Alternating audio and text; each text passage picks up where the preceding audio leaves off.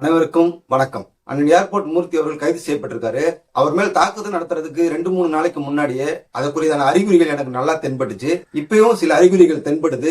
இதோட நிக்க போறது இல்ல. யார் யாரெல்லாம் திருமாவளவனை விமர்சிக்கிறாங்களோ பயமுறுத்தணும், தாக்கணும், திருமாவளவனை அவதூறா பேசக்கூடாது, இனிமேல் பேசுறவங்களுக்கு ஒரு பயத்தை உண்டாக்கணும் அப்படின்றதுக்கான அறிகுறிகளை பல இடத்துல நம்மளால பார்க்க முடியுது. அதற்கான எச்சரிக்கை பதிவு தான் இது. முக்கியமான காரணம், எதிரி நமக்கு என்ன செய்யணும்னு நினைக்கிறானோ அதுக்கு முன்னாடியே அவனுக்கு நம்ம செஞ்சிடணும். அதுக்காக தான் இந்த பதிவு. பார்த்துருவோமா? வீடியோவை முழுசா பார்த்துட்டு உங்களுடைய கருத்துக்களை பதிவு செய்யுங்க. வீடியோக்கு ஒரு லைக் போடுங்க. நம்ம சேனலை சப்ஸ்கிரைப் பண்ணுங்க. வீடியோக்கு கீழே ஒரு ஹைப்னு பட்டன் இருக்கும். அதை அழுத்தினீங்கன்னா இந்த வீடியோ பலருக்கும் போய் சேர அது மிகவும் உதவிகரமா இருக்கும்.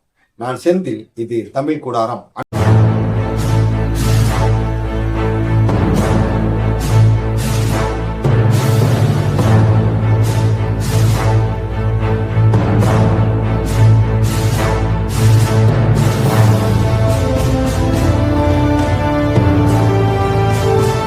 ஏர்போர்ட் மூர்த்தி மேல தாக்குதல் நடத்துறதுக்கு 3 நாளைக்கு முன்னாடி ஒரு வீடியோ ஒன்று நான் பார்த்தேன். ஏர்போர்ட் மூர்த்தி அவர்கள் யூடியூப்ல பேசின வீடியோ. அந்த வீடியோல முக்கால்வாசி நான் பார்த்திருப்பேன். பார்க்கும்போது எனக்குள்ள தோணுது என்னன்னா, எப்படி இந்த வீடியோவை எடிட் பண்ணாம அப்படியே போடுறாங்க. ஏர்போர்ட் மூர்த்தி அவர்கள் கோவத்துல பயங்கரமான வார்த்தைகள் எல்லாம் பயன்படுத்தினாரு. அவர் பேசினா கூட அவர் ஏதோ கோவத்துல ஆத்தாமல பேசுறாரு. இந்த சேனல்காரங்க எப்படி இதை எடிட் பண்ணாம போடுறாங்க அப்படின்னு சொல்லி நானே ரொம்ப யோசிச்சுக்கிட்டே அந்த வீடியோ பார்த்துட்டே இருந்தேன். அந்த வீடியோ விட்டு வெளியில வந்துட்டு ஒரு வேலையா போயிட்டு திருப்பி மறுபடியும் அந்த வீடியோ ஓபன் பண்ணி பார்க்கலாம்னு ஒரு 10 நிமிஷம் கழிச்சு போறேன். அந்த வீடியோவே இல்ல. அதை பிரைவேட்ல போட்டாங்க. அப்பதான் என்ன நடந்தது என்னால யூகிக்க முடிஞ்சிச்சு. ராவா இருந்ததுனால அது ஏதாவது பிரச்சனை வந்துடும் சொல்லி அந்த சேனல்காரங்க அந்த வீடியோவை பிரைவேட்ல போட்டாங்க. அதுக்கு அடுத்த நாள்ல இருந்தே சமூக ஊடகங்களிலும் சரி, விடுதலை சிறுத்தைகள் கட்சியினுடைய வட்டாரங்களிலும் சரி, எப்பயும் இல்லாத அளவுக்கு அண்ணன் ஏர்போர்ட் மூர்த்தி மேல கடுமையான வன்மத்தையும் வார்த்தைகளையும் கொட்டினதை நம்மளால பார்க்க முடிஞ்சு. நீ எப்படி வெளியே வந்துடுற பார்க்கலாம்டா, உன்னை எதை பண்ற பாடுறா, அதை பண்ற பாடுறா அப்படின்னு கடுமையான வார்த்தைகளை நம்மளால எல்லா இடத்துலயும் பார்க்க முடிஞ்சு. அப்ப எனக்கு தோணுனது, அண்ணன் ஏர்போர்ட் மூர்த்தி அவர்கள் பாதுகாப்பா இருக்கணும், திமுகவுடைய ஆதரவை வச்சு பொய் வழக்கு கூட போடுவாங்க அப்படின்னு கூட நினைச்சேன். எங்கேயாவது இடத்துல இது மாதிரி சம்பவங்கள் நடந்தாலும் நடக்கும்னு சொல்லி நான் நினைச்சேன். அதே மாதிரி அந்த சம்பவம் நடந்துருச்சு. இப்ப என்னன்னா, திருமாவளவன் கடுமையான கோபத்துல இருக்காரு. ஒரு 20 வருஷத்துக்கு முன்னாடி எல்லாம் பாத்தீங்கன்னா திருமாவளவனை அதிகமா திட்டுறதுக்கு பேசுறதுக்கு பெரும்பாலான ஆட்கள்லாம் கிடையாது. அப்படியே பேசினாலும் நாகரிகமா தான் பேசுவாங்க. அண்ணன் காடுவெட்டி குரு, அப்புறம் இந்த பாட்டாளி மக்கள் கட்சியில ஒரு சிலர் கொஞ்சம் நாகரிகமா பேசிட்டு அப்படியே பட்டு படாம போயிடுவாங்க. பெரும்பாலும் திருமாவளவன் இவ்வளவு மோசமா விமர்சிக்கிற ஆட்கள் அப்ப யாருமே கிடையாது. ஆனா இப்ப கடுமையான விமர்சனங்களை பலரும் வைக்கிறாங்க. திருமாவளவனுடைய அரசியல் வாழ்க்கையே கேள்விக்குறியாகிற அளவுக்கு, கிடைக்கிற அந்த 2 சீட்டுக்கும் குந்தகம் வர்ற அளவுக்கான கடுமையான வார்த்தைகளை பிரயோகப்படுத்துறாங்க. ஒரு உதாரணத்துக்கு சொல்லணும்னா, கோவை கார்த்திகா அந்த சகோதரி திருமாவளவன் மாதிரி ஒரு அரசியல்வாதி வந்துடவே கூடாது, பறையருக்கு விரோதி அப்படிங்கிற அளவுக்கெல்லாம் கடுமையா பேசுறதா பார்க்க முடியுது. அதுக்கப்புறம் நம்ம சாட்டை துரைமுருகன் பிறந்த நாள்லாம் உனக்கு ஒரு கேடா அப்படின்னு பேசுனது மிகப்பெரிய கோபத்தை அவங்க மத்தியில் ஏற்படுத்தி பல இடங்கள்ல சாட்டை துரைமுருகன் மேல வழக்கு தொடுத்திருக்காங்க. நம்ம இடும்பாவன கார்த்தி வார்த்தைகள் ரொம்ப கடுமையா பயன்படுத்த மாட்டாரு. ஆனா தரவுகளோட கடுமையான பதிலடி கொடுப்பாரு.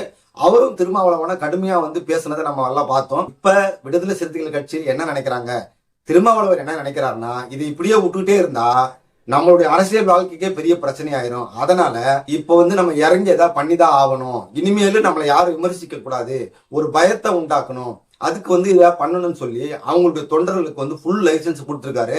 அதனுடைய ஆரம்ப கட்டம் தான் அண்ணன் ஏர்போர்ட் மூர்த்தி மேல நடத்தப்பட்ட தாக்குதல். இப்ப நம்ம பார்க்கிற பதிவுகள், விடுதலை சிறுத்தைகள் கட்சியினுடைய வட்டாரங்களை எல்லாம் பார்க்கும்போது குறிப்பா ஒரு 2 பேரை இப்ப டார்கெட் பண்ணிருக்காங்க. ஒண்ணு நம்ம சாட்டை துரைமுருகன், இன்னொன்னு கோவை கார்த்திகா. இவங்களை பொதுவெளியில அவமானப்படுத்தணும், கேமரா முன்னாடி அவமானப்படுத்தணும். காளிமால் ஒரு பொதுக்கூட்டத்துல பேசும்போது திமுக காரங்க மிகவும் வாய்க்கூசுற அளவுக்கு, காதுகளே கேட்க அச்சப்படுகிற அளவுக்கான கெட்ட வார்த்தைகளை பேசி காளியம்மாளுக்கு மிகப்பெரிய மன வருத்தத்தை ஏற்படுத்தியது. அவங்க பல பேட்டிகள்ல என்னை இப்படி பேசிட்டாங்க, என்னை இப்படி பேசிட்டாங்கன்னு சொல்லி சொன்னதை நம்ம பார்த்தோம். அந்த மாதிரியான செய்திகளை ஏற்படுத்துறது, செருப்பு வீசுறது, இது போன்ற சம்பவங்கள்ல ஈடுபடலான்னு அவங்க திட்டமிட்டு இருக்கிறதா நமக்கு தெரியுது. சில பதிவுகளை உங்களுக்கு நான் காட்ட முடியாது. ஏன்னா நான் பார்த்த பதிவுகள் எல்லாமே கெட்ட வார்த்தையில சாட்டை துரைமுருகனையும் சரி, கார்த்திகாயும் சரி, நாம் தமிழர் கட்சி தம்பிகள் பல தம்பிகளை அவங்க கடுமையா விமர்சிச்சு அதை பண்ணிடுவோம் இதை பண்ணிடுவோம் மிரட்டுறத நல்லா பார்க்க முடியுது. முக்கியமா நாம் தமிழர் கட்சி தம்பிகள் எல்லாத்துக்கும் தயாரா தான் இருப்பாங்க. நாம் தமிழர் கட்சி தலைமை அலுவலகத்தை ஒரு சிலர் முற்றுகையிடலான்னு வந்தாங்க. அப்ப என்ன நினைச்சாங்க, ஒரு சின்ன கட்சி தானே, ஒரு சட்டமன்ற உறுப்பினர் கூட கிடையாது, இவங்க கட்சி ஆபீஸ போய் அடிச்சு நோக்கிட்டு வந்துடலான்னு வந்தாங்க. ஆனா நடந்ததே அங்க வேற. தம்பிகள் படபடையா அவங்கள விரட்டி அடிச்சு இப்ப வரைக்கும் நாம் தமிழர் கட்சியினுடைய தலைமை அலுவலகத்தை முற்றுகையிடணும்னு சொன்னா அந்த பக்கம் போறதா எல்லாருக்கும் அச்சம் இருக்கிறது காரணம் வந்து அது வந்து எப்பவுமே நமக்குள்ள இருக்குது. மிகுந்த பாதுகாப்பா இருக்கணும். குறிப்பா சகோதரி கார்த்திகா அவர்கள் வந்து மிகுந்த கவனத்தோடும் சகோதரி கூட இருக்கிற சகோதரர்கள் வந்து எப்பயும் வந்து கவனத்தோட இருக்கணும். ஏன்னா அவங்க வந்து முடிவு பண்ணிட்டாங்க, என்ன ஆனாலும் சரி எவன்லாம் வந்து திருமாவளவன் வந்து இனிமேல் விமர்சிக்கிறானோ அவனெல்லாம் வந்து ஏதாவது ஒரு விதத்தில் துன்புறுத்தணும், பாடம் கற்பிக்கணும். இனிமேல் அவனுக்கு நடக்கிற விதத்தை பார்த்து மத்தவன் வந்து விமர்சிக்க வந்து தயங்கணும் அப்படிங்கிற முடிவுக்கு வந்துட்டாங்க. ஏன்னா விமர்சனங்கள் அவ்வளவு கடுமையா வருது. அண்ணன் ஏர்போர்ட் மூர்த்தியெல்லாம் வந்து அஸ்திபாரமே வந்து அசைகிற அளவுக்கான கடுமையான விமர்சனங்களை வச்சு பண்ணிட்டாரு. அதனாலதான் வந்து அவங்க கோபம் தாங்க முடியாம அவங்க இதெல்லாம் பண்றாங்க. இப்போ வந்து சாட்டை துருமுகன் போட்டு சில நாளா புழக்கிறாரு. சில மாசத்துக்கு முன்னாடி கோவை கார்த்திகாவுடைய வீடியோ ஒன்று யூடியூப்ல பார்த்தேன். அந்த வீடியோ முழுக்குமே திருமாவளவனை போட்டு பொலந்தெடுத்துருச்சு.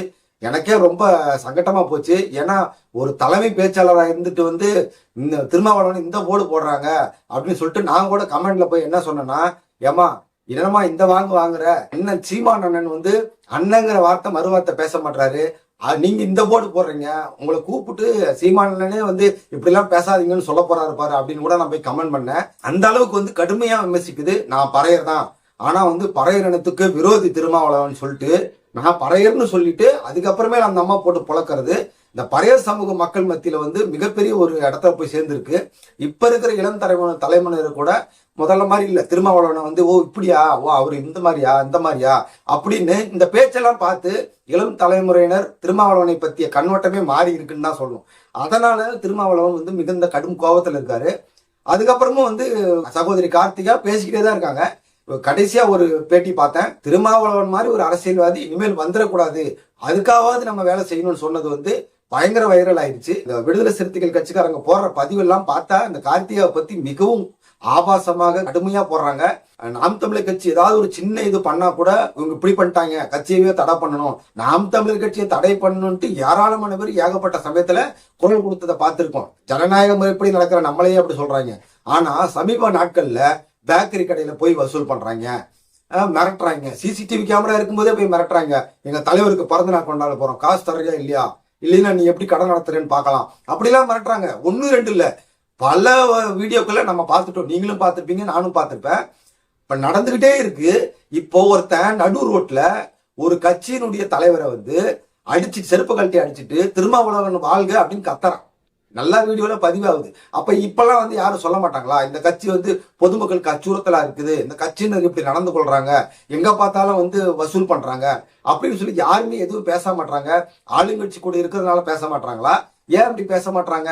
அப்ப மத்தவங்களுக்கு ஒரு நியாயம், உங்களுக்கு ஒரு நியாயமா? இப்ப அவங்க எல்லாருமே ஒரு முடிவு பண்ணிட்டாங்க. என்னன்னா யாரெல்லாம் திருமாவளவனை விமர்சிக்கிறாங்களோ அவங்கள எல்லாரையும் வந்து டார்கெட் பண்ணணும், ஏதாவது ஒரு அசிங்கப்படுத்தணும், அவமானப்படுத்தணும், தாக்குதல் நடத்தணும், இது மாதிரியான செய்ய முடிவு பண்ணிட்டாங்க. அப்ப நம்ம வந்து எல்லாத்துக்கும் எச்சரிக்கையா இருக்கணுங்கிறதா நம்மளுடைய வேண்டுகோளா இருக்கு. தமிழுக்கு சொல்ல வேணாம், எப்பயுமே வந்து எச்சரிக்கையா தான் இருப்போம், எல்லாத்துக்கும் வந்து பாதுகாப்பா தான் இருப்போம். இருந்தாலும் நம்ம அதை மனசுல பதிவு வச்சுக்கிட்டோம்னா நம்ம வந்து அதுக்கு முன்னாடியே வந்து நம்ம ஜாக்கிரதையா இருக்க முடியும். தேர்தல் நெருங்க திருமாவளவன் மீது நம்முடைய ஆட்கள் வந்து வைக்கிற விமர்சனங்களும் ரொம்ப கடுமையா தான் இருக்கும்.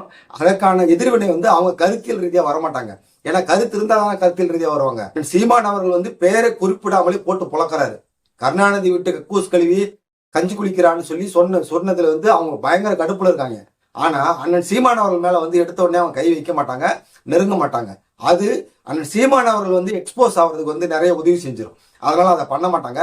ஆனா எதிர்காலத்துல வந்து தேர்தல் நேரத்துல வந்து அதுக்கான முயற்சிகள் அவங்க செய்ய வாய்ப்பு இருக்கு. ஆனா இப்போதைக்கு இப்ப முன்னணியில இருக்கிற நாம் தமிழர் கட்சியில முக்கிய பேச்சாளர்கள் அவருடைய அரசியல் எதிர்காலத்துக்கு ஆபத்து வர்ற அளவுக்கு அவர் இமேஜை டேமேஜ் பண்ற அளவுக்கு யாரெல்லாம் பேசுறாங்களோ அவங்கள வந்து டார்கெட் பண்ணி அவங்களுக்கு ஏதாவது பண்ணணும்னு அவங்க முடிவு பண்ணிட்டாங்க.